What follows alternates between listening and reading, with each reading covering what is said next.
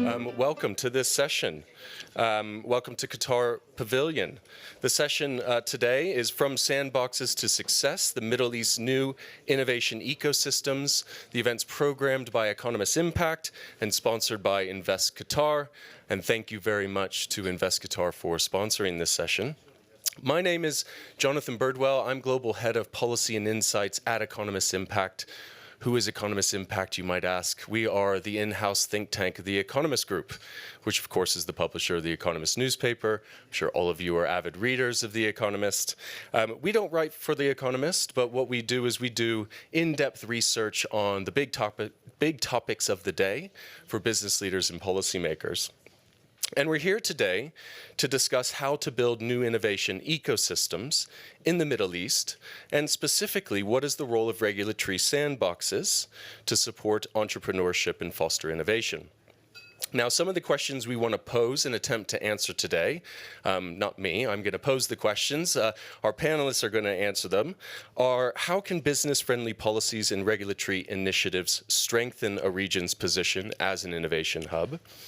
What are the elements needed to create an innovation ecosystem that supports both local and international businesses?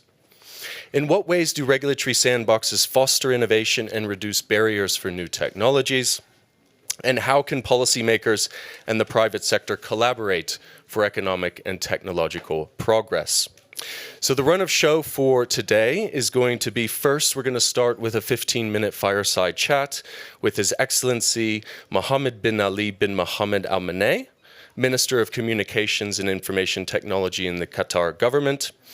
And with the Minister, His Excellency, we're going to hear more about the government's priorities and actions being taken to foster innovation in AI and emerging technologies, some of the efforts to develop talent in the country, as well as the role of strategic partnerships. The discussion will then be followed by a panel with leaders from Qatar Financial Center Authority, Global Ventures, SC Ventures, which is part of Standard Chartered, and the U.S. Department of Energy, and I will introduce those speakers in due course. Now, to provide just a bit of brief context before I invite His Excellency to the stage, the Middle East is clearly at the moment one of the most exciting regions, I think, when it comes to innovation. The long-term strategic visions and plans, action plans of the governments in the region, the investment of the sovereign wealth funds and other investors, and the really concerted effort to build innovation ecosystems is truly, truly impressive and ambitious. And I mentioned investments. Those investments are substantial. According to McKinsey, around $40 billion per country is being invested in emerging technologies and infrastructure to improve competitiveness, support trade, and attract talent. And investment in research and development is set to grow. Qatar plans to double current spending levels on research and development by the end of the decade, with about 3/5 of those coming from businesses. And the economic picture looks pretty good for Qatar. Fiscal surpluses, low levels of debt, enormous foreign exchange reserves, a sizable portfolio of overseas assets. The EIU, our sister organization, the Economist Intelligence Unit, which does economic forecasts, is projecting that Qatar's economic growth is actually set to outpace its regional neighbors from 2026, thanks to the North Field LNG expansion projects, but also growth in its non-energy economy. And within that pretty positive economic context, Qatar's National Vision 2030 really sets out some very clear priorities and targets over the next 5 years, including investments in infrastructure, in education, in key industries, digital transformation, education, healthcare, and infrastructure, as well as targets for patents, publications, and I already mentioned R&D spending. And clearly fostering entrepreneurship within a robust innovation ecosystem is critical, and Qatar has embraced regulatory sandboxes, such as the one announced last year by the Qatar Central Bank, as critical to streamlining processes and efficiency to support budding entrepreneurs within the region and the country. So clearly, there's significant tailwinds supporting Qatar's ambitions, but of course, the broader geopolitical and economic context remains uncertain. Competition on AI and emerging technologies is incredibly fierce. So what does Qatar need to do to achieve its objectives? So with that, I would like to invite His Excellency up to the stage to hear a little bit about their perspective. So.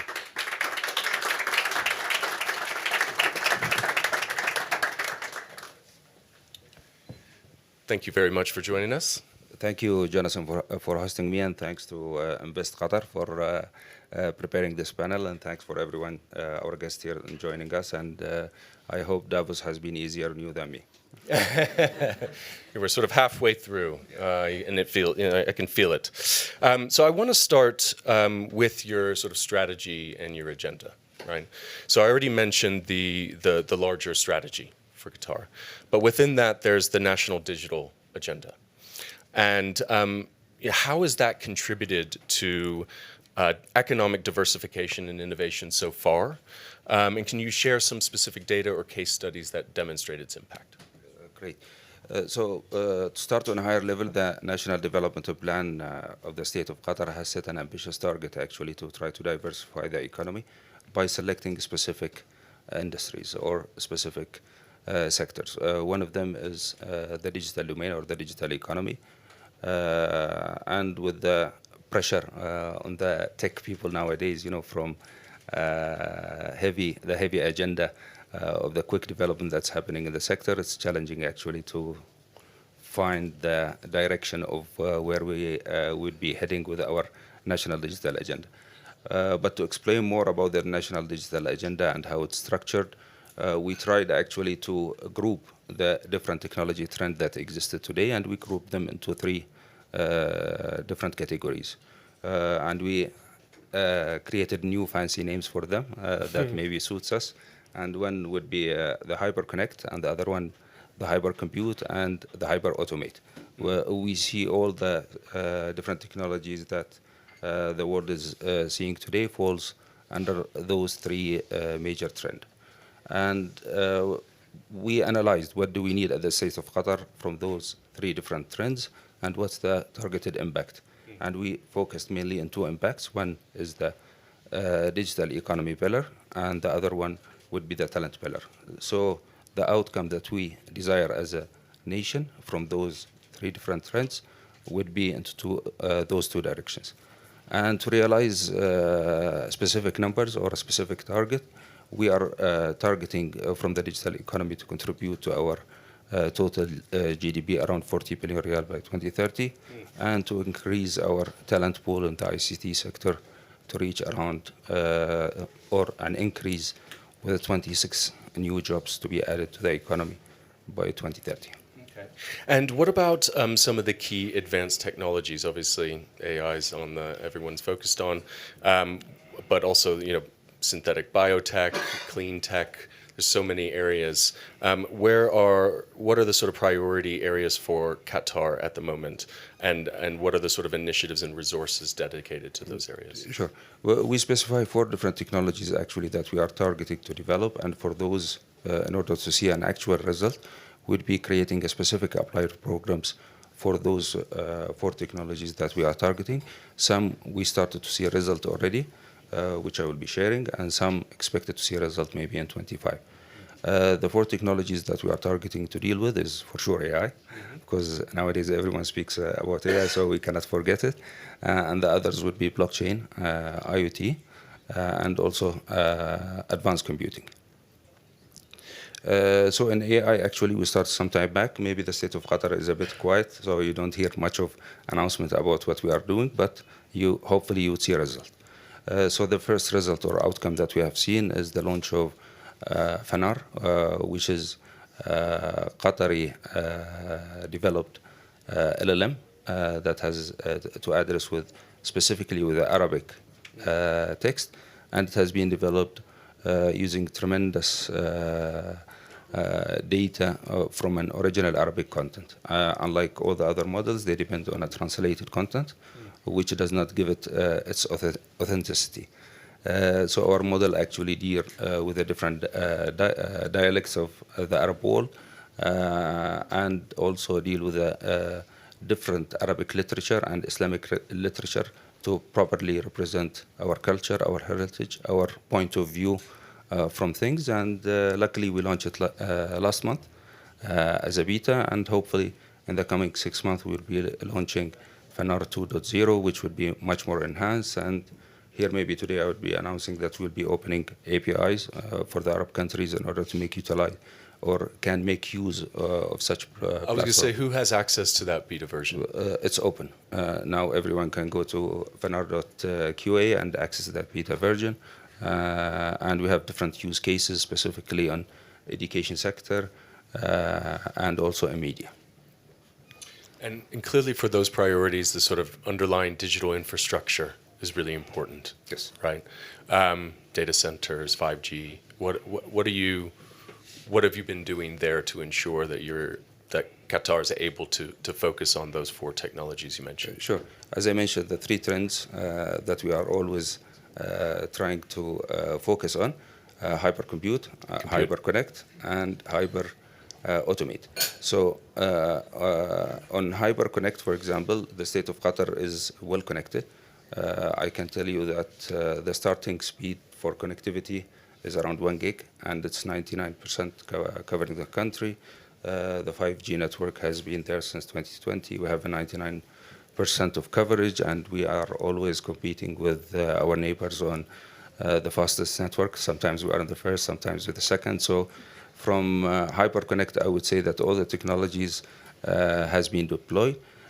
On a hypercompute end, where we would be dealing with the data center, hyperscalers, and the AI infrastructure, state of Qatar, I think, has been pioneered since 2008 by harmonizing its legislative regime and also providing the right infrastructure for hyperscalers such as Microsoft and Google and partially Amazon and Oracle to have their infrastructure built in Qatar and serving part of our region only. And we will continue on building on that experience. And hopefully soon we'll be coming up with the announcements regarding the AI compute part, which is critical. So it is the trend, and hopefully we are catching up with some good news actually that will support the region development in general.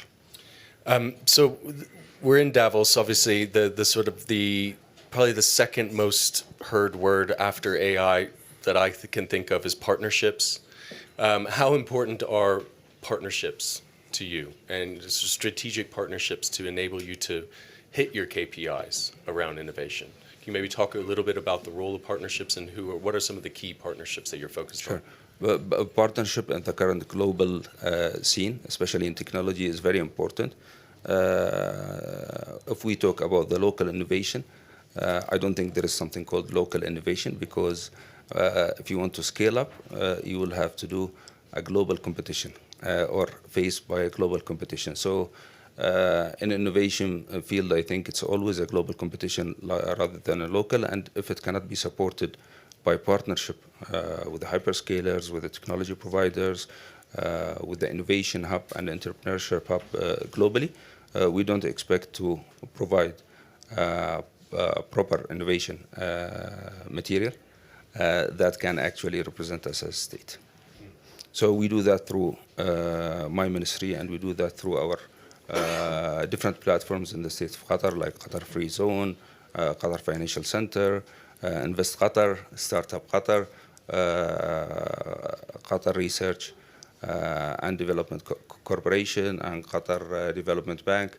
All are those entities actually part of the ecosystem of innovation, and each of those entities actually have multiple partnerships globally that can help them actually to promote Qatar innovation. Partnerships with international universities seem to be a big focus as well over the past 5 to 10 years. Is that still the focus now, or is it actually more about homegrown universities? It's a mix of both. Like in Qatar, we are proud to host some of the leading universities globally as part of Qatar Foundation campus. And it has proven successful actually that we can get quick access to research. The professors can help our local research and development centers And as a result of that, Fanar, I have mentioned, is one of those results. We have a very solid research institute in Qatar, Computer Research Institute, that's part of that campus. So it has proven to be successful, and will continue in developing such partnership. Another example is the Qatar Genome Program. Maybe it's not very popular, but I can tell you it's one of the solid programs globally, and we have a biobank that's considered to be one of the biggest biobanks in the world, and hopefully it will help us in the future to target precious specific medication, precious medication that specifies actually for specific patients. I know we're running out of time, but for my last question, obviously with the panel, we're going to really dig into entrepreneurship and what is needed to foster innovation ecosystems and a really exciting and thriving entrepreneurial sort of base of businesses. What does Qatar do to support entrepreneurship?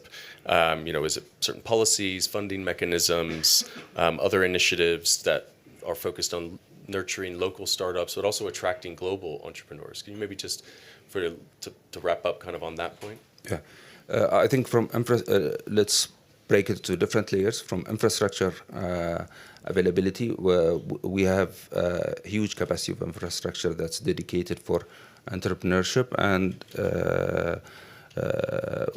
it's all supported by the government, and it has been operating now for more than, I think, 5 or 6 years, and we have a number of them actually in the front field, like the FinTech Hub.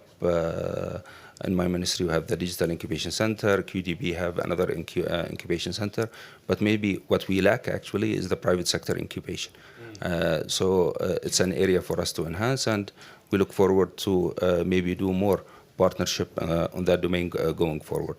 When we speak about the funding, QDB has been providing a number of programs for funding, and I believe last year His Excellency the Prime Minister announced a 1 billion fund of fund, and we start spending of that, and as a result we see attraction from private VCs also coming and establishing in Qatar.